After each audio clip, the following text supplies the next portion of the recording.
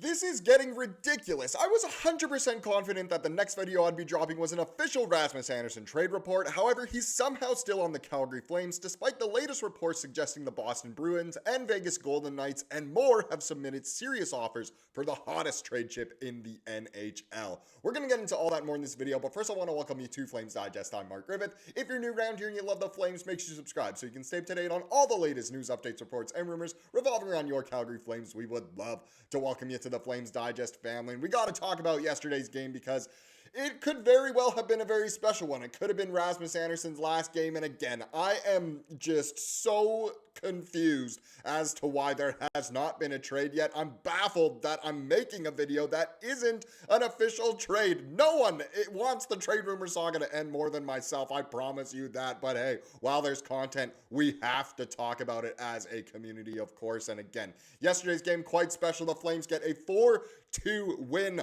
Hockey Day in Canada matinee matchup against the New York Islanders. The Islanders really hot. I mean, it wasn't too long ago. They won 9-0 against Jacob Markstrom and the Devils, of course. But a 4-2 win. Awesome atmosphere at the Dome. A great win for the guys trying to do it for Andersson. They were honestly looked like they were trying to get him a goal for sure, which really made you think that it probably was a farewell. But the big question going into this was a lot of people thinking, why the heck is Andersson even playing? Well, Wes Gilbertson makes a good point. A lot of people were saying, injury, maybe a trade isn't that close. Gilbertson points out something good here. So first he said Flames defenseman Rasmus Andersson is indeed on the ice for warmups at the Dome and did indeed play. Gilbertson doubled down by saying not oblivious to the risk of injury, but this feels like poker by Flames general manager Craig Conroy. It's a message to somebody that he's waiting on a better offer. So rewind to yesterday morning or even late 2 nights ago, it kind of seemed like the Boston Bruins had submitted the trade, that it was official almost. A few people said it was, that Rasmus Andersson has been traded to the Boston Bruins, but we know how in this day and age, social media, everyone's a sports journalist and can say whatever they want. But it kind of maybe made you think that Boston had a real offer on the table that Calgary was interested in, but maybe they wanted to make it look like to some of the other people that, hey, Rasmus Andersson is still available. We're not that close to a deal. Maybe submit your best offer, which is great. We totally have to look at the business side for sure, as well as obviously the hockey side. But that was something very interesting to point out.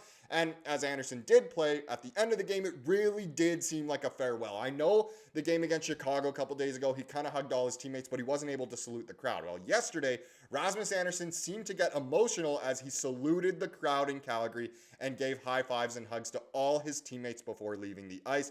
Andersson's time with the Flames is likely coming to an end soon. And I really don't think that they're going to be doing this every single game until he gets traded, right? So you would assume that this was probably Rasmus Andersson's last game in a Flames sweater, which really is gut-wrenching. It's kind of it really tugs on the heartstrings there. He is definitely a top 10 Flames defenseman of all time, certainly in my lifetime, easily top 5.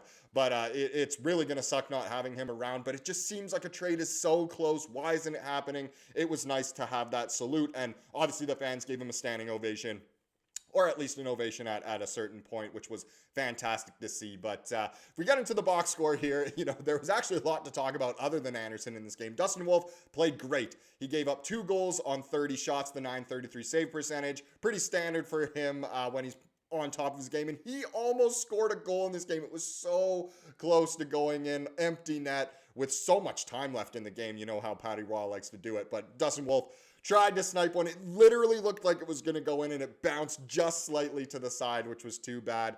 But Klapka led the way offensively, a goal and assist for him. Kirkland got his first goal in so long. A huge congratulations to him. Sharangovich got a goal. Kuznetsov had the snipe of the day. Top Cheds had the bench going crazy. If you haven't seen those reaction clips, it's awesome. Kevin Ball with a couple of assists. Rasmus Andersson, a point in what could have been his last game. Zary, Frost, Lomberg, and Kadri all getting points as well. I think that was Kadri's first point in 2026, which is a little concerning that it took this long, but it was super exciting to see. And another big story, I guess, from this game that I wasn't able to cover yesterday before the game started was this, that actually the Flames made a bunch of moves. So Zane Parekh has been loaned, I guess, to the AHL for a conditioning stint, which is great. That's what so many people want to see. It still goes towards his next contract, but whatever. William Stromgren to the AHL. A lot of people are thinking, why him? Why not like a Dryden Hunt or someone else? But Matvei Gridin got called up to the NHL, which was awesome, and he did play yesterday, and he looked great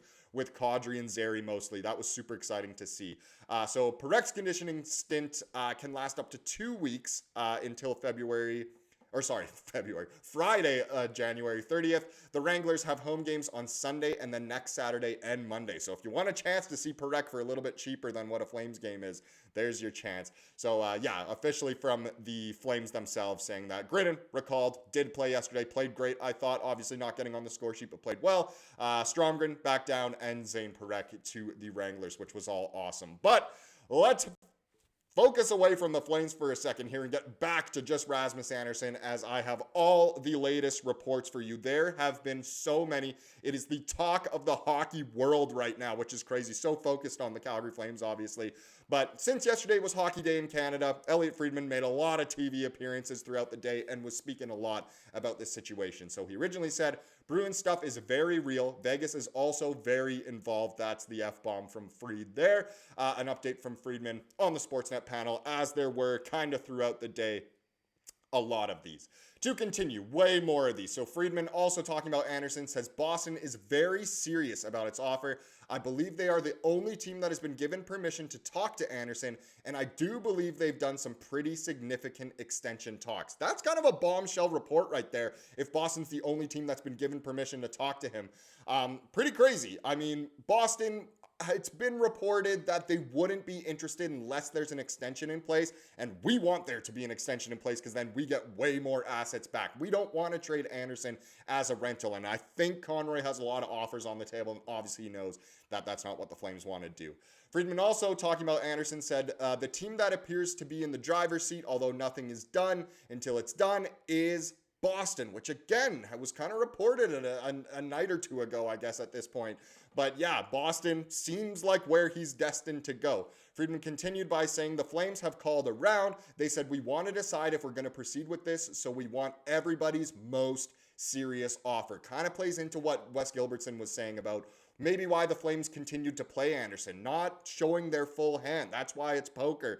You know, maybe they're waiting for some better offers. I think Boston must have a really good offer on the table. I don't know what Vegas could offer that could be better, but there's some other teams out there that I think could offer something better than Vegas for sure. Last one from Friedman here talking about Andersson. He said, Vegas is there. It's not believed that their offer is as strong as Boston's. That's for now. That can always change. It just doesn't seem like Vegas has the same amount of assets that the Bruins do, but Vegas always seems to manage to get who they want. I mean, when Noah Hannafin was rumored to go to Boston, where did he end up? Vegas. It's ridiculous how they get all these players. Eichel, Marner, the list goes on.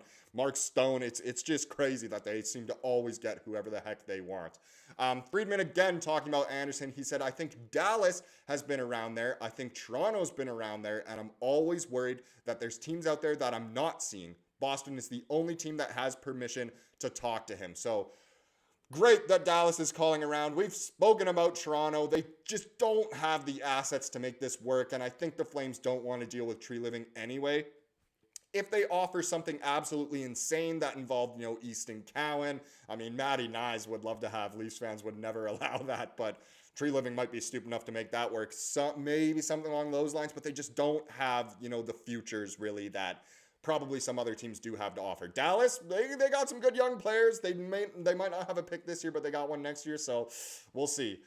Friedman, last one here, talking about the Golden Knights. He said they like Rasmus Andersson and he likes them. I don't think Vegas is worried that if they could trade for him or he goes there in the summer, they would have a great chance, but their offer is not seen as strong. So I don't think the Flames will make a trade with Vegas, but again, you never know. Now, Friedman wasn't the only one talking. Ryan Pinder, of course, actual Flames guy. So he said, the rumored ask is a first and a ready-to-play prospect, someone that's just emerging as an NHLer. Does that check out with what you're hearing? Darren Dreger says, yeah, it does. That was as of a day or two ago. Pinder also said, Boston sounds like they've made a legitimate offer. We've heard whispers of Detroit. It's a perfect fit for Dallas. Can they make it work with the money on an extension?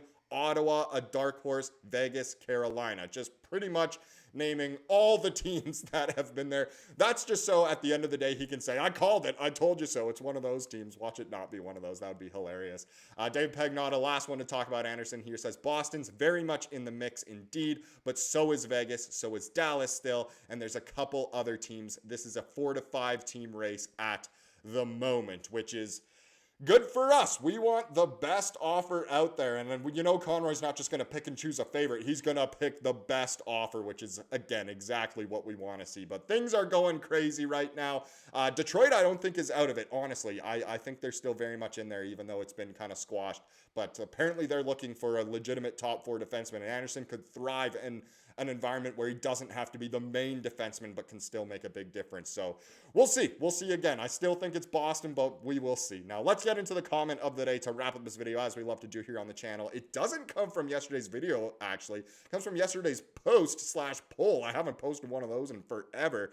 But this was interesting. Where is Rasmus Andersson going to be traded? Iggy here says Ottawa Senators. You heard it here first. I just did that, so if that does happen and he does go to the Sens, even though I do not see that happening, there's your proof. This person called it first. Iggy, well done. I mean, Ottawa does not need Rasmus Andersson. They need a goalie. 6 goals against on 16 shots last night. That's abysmal, but either way. Rasmus Andersson, I really, again, am thinking Boston. I'm hoping Dallas, but we'll see. It could be any of those teams mentioned, but it really does seem and feel like it will be the Boston Bruins. Thank you so much for watching this video. Please subscribe to what you saw here today and have a wonderful rest of your day.